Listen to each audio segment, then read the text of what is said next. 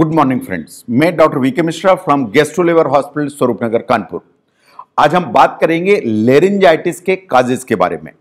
At the outset एक request, ये scientific deliberation है। मैं रिक्वेस्ट करूंगा कि इस चैनल को सब्सक्राइब करें, इस वीडियो को शेयर करें ताकि ये जानकारी ज्यादा से ज्यादा लोगों तक जा सके। नाउ जहां तक लेरिंजाइटिस का सवाल है, ये गला दबने के लिए कहा जाता है। ये हम जब बोलते हैं कि मेरी तो आवाज बैठ गई, मेरा तो गला बैठ गया, मेरी तो आवाज नहीं निकल रही है, ये वास्तव में लेरिंजाइटिस है। तो जो गला बैठ जाने की जो प्रक्रिया है, ये लेरिंजाइटिस की श्रेणी में आती है। आज हम इसके बारे में साइंटिफिक बात करेंगे। नाउ जहां तक एक्यूट लेरिंजाइटिस का सवाल है, ऐसा माना जाता है कि over a period of time जो आपका गला बैठता है अपने आप ही धीरे धीरे ठीक हो जाता है। क्यों होता है इस तरह की प्रॉब्लम? अगर आपको कोई भी वायरल इंफेक्शन है, जैसे जुकाम सर्दी होती है, उसके चलते आपका गला बैठ सकता है। आपने वोकल कॉर्ड को ज्यादा स्ट्रेन किया, आप ज्यादा चिल्लाए, आपने ज्यादा ओवर यूज किया, उसके चलते आपका गला बैठ सकता है। कुछ बैक्टीरियल इंफेक्शंस होते हैं, कॉमन ज्यादा नहीं है, लेकिन उनके चलते बैठ सकता है, जैसे स्ट्रेप्टोकॉकस जैसे इंफेक्शन है। अगर हम वायरल इंफेक्शंस की बात करें तो they are almost similar to those जो कि कॉमन कोल्ड करते हैं। ये वास्तव में राइनो वायरसेस होते हैं, ये इन्फ्लुएंजा वायरसेस की श्रेणी में भी आते हैं, जो लेरिंजाइटिस करते हैं और आपके गले को बिठा देते हैं। अगर आप वॉइस को स्ट्रेन करते हैं, जैसे आप बहुत चीखते हैं, बहुत चिल्लाते हैं, ओवर यूज करते हैं, इवन एज प्रोफेशनल हैजार्ड, जैसे जो सिंगर्स होते हैं जिनको लगातार हाई पिच्ड वॉइस में गाना गाना पड़ता है, तो स्ट्रेन करने के चलते उनका गला बैठ जाता है, उन्हें लेरिंजाइटिस डेवलप हो जाती है। नो बैक्टीरियल इंफेक्शन, जैसे मैंने कहा, ये बहुत कॉमन नहीं है, but they are there. The streptococcal infection, इन बच्चों में जो है ना व्हूपिंग कफ, डिप्थीरिया, ये उस तरह के बैक्टीरियल इंफेक्शन है जो आपका गला बिठा देते हैं, आपको लेरिंजाइटिस डेवलप करा देते हैं। नो जहां तक वो लेरिंजाइटिस का सवाल है, अगर ये 3 हफ्ते से ज्यादा चलती है तो ऐसा माना जाता है कि क्रॉनिक लेरिंजाइटिस डेवलप हो गई है। नो जहां तक क्रॉनिक लेरिंजाइटिस का सवाल है, ऐसा माना जाता है कि जो हमारे जो वोकल कॉर्ड्स हैं या जो वॉइस बॉक्स है, इसमें इरिटेशन लंबे समय से चल रहा है, इसलिए आपको क्रॉनिक लेरिंजाइटिस डेवलप हो गई है। जो क्रॉनिक लेरिंजाइटिस है, अगर ये परसिस्ट करेगी तो इट इज क्वाइट पॉसिबल कि आपके वोकल कॉर्ड में डैमेज हो जाए, उनमें छोटे छोटे ग्रोथ डेवलप हो जाएं, जिन्हें पॉलिप कहते हैं, नोड्यूल कहते हैं या सिस्ट कहते हैं। In it is quite possible कि क्रॉनिक लेरिंजाइटिस लंबे समय तक रहे तो आपका जो वोकल कॉर्ड है उसमें परमानेंट डैमेज हो जाए। अगर आप कोई भी जो ना इनहेल करते हैं इरिटेंट, चाहे वो स्मोकिंग हो, चाहे वो केमिकल फ्यूम्स हो जो हमारे घर में होती हैं या वर्क प्लेस में होती हैं, या जो आप परफ्यूम इस्तेमाल करते हैं, या कोई भी एलर्जन है, तो उसके चलते भी आपको इरिटेंट के चलते लेरिंजाइटिस हो सकती है, तो आपका गला बैठने लगेगा।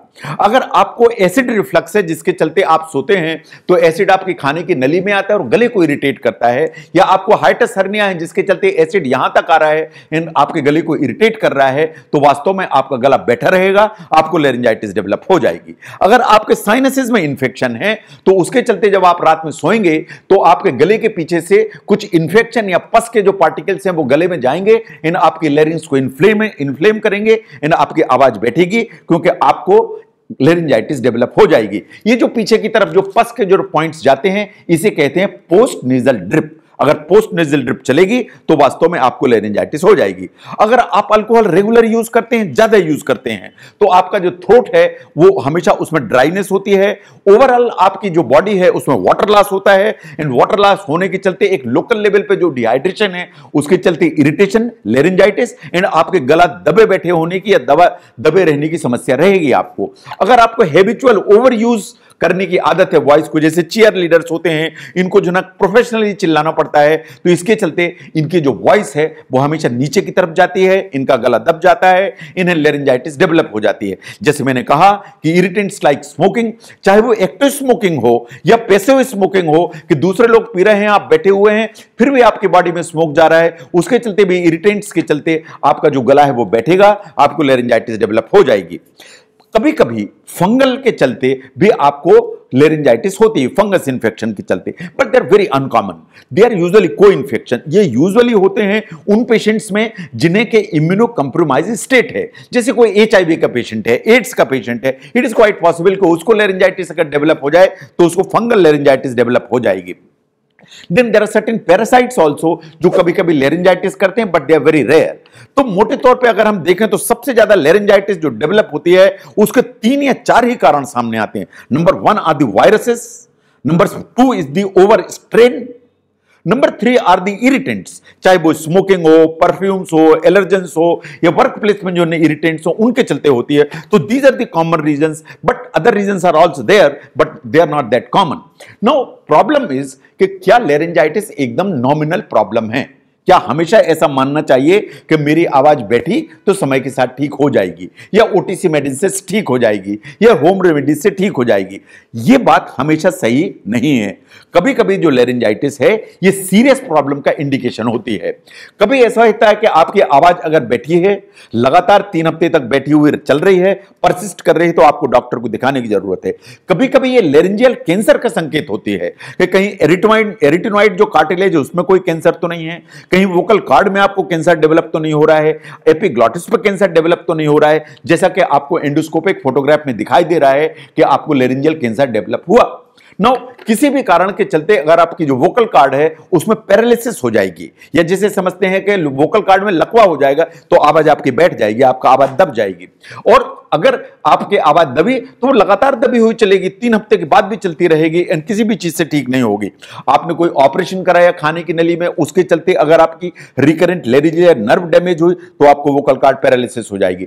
आपको कोई नेक में, चेस्ट में ट्रॉमा हुआ, चोट लगी, रोड ट्रैफिक एक्सीडेंट हुआ, तो ये कभी कभी इस तरह की इंजरी हो जाती है। नर्व्स के बहुत सारी बीमारियां हैं जिनके चलते ये प्रॉब्लम हो जाती है। कुछ दूसरी हेल्थ कंडीशंस में भी इस तरह की दिक्कत होती है। कुछ मस्कुलर प्रॉब्लम्स हैं जिनके चलते वॉइस बॉक्स की ताकत कम हो जाती है, जैसे माइस्थेनिया ग्रेविस है, बहुत सारे मायोपैथीज हैं जिनमें आवाज बैठ जाती है। ये इसमें जैसे वोकल कॉर्ड उसमें बोइंग हो जाती है तो आपकी आवाज बैठ जाती है। तो जो आवाज जो आपकी बैठती है which is there for more than 3 weeks, उसे हमेशा आपको इन्वेस्टिगेशन कराने की जरूरत है, because that may not be a simple problem, that may an indication of a serious disorder, जिसके लिए आपको इन्वेस्टिगेट कराने की जरूरत है। नो, अगर आपको लेरिंजाइटिस है तो आपको यह देखने की जरूरत है कि ऐसा क्यों हुआ। आपको उन रिस्क फैक्टर्स को पहचानने की जरूरत है ताकि आप उन्हें मैनेज कर पाएं, ताकि आपको लेरिंजाइटिस डेवलप ना हो। अगर आपको कोई भी रेस्पिरेटरी इंफेक्शन होगा, चाहे वो कॉमन कोल्ड हो, चाहे ब्रोंकाइटिस हो, चाहे एम्फाइजेमा हो, चाहे साइनसाइटिस हो, कोई भी आपको रेस्पिरेटरी इंफेक्शन होगा, आपकी आवाज बैठने की संभावना बढ़ जाएगी, लेरिंजाइटिस होने की संभावना बढ़ जाएगी। आपको कोई भी इरिटेंट का एक्सपोजर है, चाहे वो स्मोक हो, चाहे अल्कोहल हो, चाहे एसिड रिफ्लक्स हो, चाहे वर्क प्लेस में केमिकल्स हो, फ्यूम्स हो, पेंट की फ्यूम्स हो, चाहे वो एनवायरमेंटल पॉल्यूशन हो, भले गार्डन का पॉल्यूशन हो, उसके चलते इरिटेशन होगा, लेरिंजाइटिस होगी, आवाज बैठने का खतरा बढ़ जाएगा। अगर आप क्रॉनिकली वॉइस को ओवर यूज कर रहे हैं, चाहे वो सिंगिंग हो, स्पीकिंग हो लाउडली, शाउटिंग हो, उसके चलते आपकी आवाज के बैठने का खतरा बढ़ेगा। तो इन चीजों को अगर देखें तो these are the risk factors जिसके चलते आवाज का बैठना या लेरिंजाइटिस, इनका जो रिस्क है वो हमेशा बढ़ जाता है। अगर ये हम जानते हैं कि इनसे रिस्क बढ़ता है तो हम इसे कैसे रोक सकते हैं? सबसे पहले इरिटेंट्स को अलग करने की जरूरत है। सबसे बड़ा इरिटेंट हमारी लाइफ में कुछ है तो दैट इज द स्मोकिंग। तो स्मोकिंग को बंद करने की जरूरत है, बिकॉज स्मोकिंग हमारे गले को ड्राई करती है, और जो स्मोक जाता है और निकोटीन हमारे वोकल कॉर्ड को इरिटेट करता है, डैमेज करता है। आपको अल्कोहल एंड कैफीन को लिमिट करने की जरूरत है। ये वास्तव में गले को ड्राई करते हैं, ओवर टोटल जो बॉडी है टोटल वाटर लॉस करते हैं, जिसके चलते एक लो ग्रेड डिहाइड्रेशन है, जिसके चलते यह प्रॉब्लम होती है। आपको अच्छी मात्रा में पानी पीना चाहिए so that you are well hydrated. अगर आप हाइड्रेटेड ठीक रहेंगे तो लेरिंजाइटिस होने की संभावना कम होगी। आपके खाने में जो स्पाइसी फूड है उसको आप कम करके रखें। अगर स्पाइस फूड ज्यादा खाएंगे तो वास्तव में आपको नाइट टाइम में एसिड रिफ्लक्स होने की संभावना बढ़ेगी। अगर एसिड रिफ्लक्स कंटिन्यूअसली बार बार रिपीटेडली होगा तो एसिड आपके गले में आएगा। एसिड आपके गले में आएगा तो आपके vocal cord, arytenoid, voice box उसको डैमेज करेगा, इनकी आवाज आपकी वास्तव में दब जाएगी। तो अगर आपको हाइटिस हर्निया है, आपको GERD है, एसिड रिफ्लक्स है, तो आपके आवाज बैठने की संभावना बढ़ती है। आपको अपनी जो डाइट है उसमें एक बैलेंस्ड मील लेने की जरूरत है, सो दैट आपको बॉडी को एडिक्वेट अमाउंट में vitamin A, vitamin E, vitamin C and B मिले, सो दैट एक एडिक्वेट इम्यूनिटी आपकी मैनेज रहे। ग्रेन्स प्रॉपर होने चाहिए, वेजिटेबल्स ठीक होने चाहिए, एंड जो फ्रूट्स की मात्रा है वो ठीक होना चाहिए, सो दैट आपका जो इम्यून स्टेटस है वो ठीक रहे। बट एक चीज और समझने की है कि अगर आपको लेरिंजाइटिस है, गले में इरिटेशन है, तो जो आप बार बार गले को क्लियर करते हैं, खिचखिच को क्लियर करने के लिए ताकत लगाते हैं, साइंस ऐसा मानती है कि वास्तव में ये आपके गले को एबनॉर्मली इरिटेट करती है और एबनॉर्मली आपके जो वोकल कार्ड हैं उनके वाइब्रेशंस जो है डेवलप कराती है। उसके चलते वास्तव में आप जो क्लियर करते हैं तो आप अपने वोकल कार्ड्स को ज्यादा डैमेज करते हैं। यह भी बात सही है कि आप एक बार अगर जो है इसको क्लियर करते हैं तो व्हाट हैपेंस इज कि आपको बार बार क्लियर करने का मन करता है एंड आप वास्तव में आपका जो वोकल कार्ड है उसको ज्यादा इरिटेट करते हैं, उनमें स्वेलिंग जो है उनको बढ़ाते हैं। तो अगर आप ध्यान से देखें कि जो गला दबने की जो प्रॉब्लम है वास्तव में एक्यूट लेरिंजाइटिस के चलते होती है एंड क्रॉनिक लेरिंजाइटिस के चलते होती है। तो जब भी ये प्रॉब्लम 3 हफ्ते से ज्यादा है तो कभी कभी ये सीरियस बीमारी का इंडिकेशन होता है। तो अगर आपका गला दबा हुआ है, गला बैठा हुआ है, 3 हफ्ते से ज्यादा का टाइम हो गया है, तो शायद आपको अपने डॉक्टर को दिखाने की जरूरत है so that it can be found out कि कहीं कोई सीरियस इलनेस तो नहीं है। मैं doctor VK Mishra from gastro liver hospital, Swaroopnagar, Kanpur.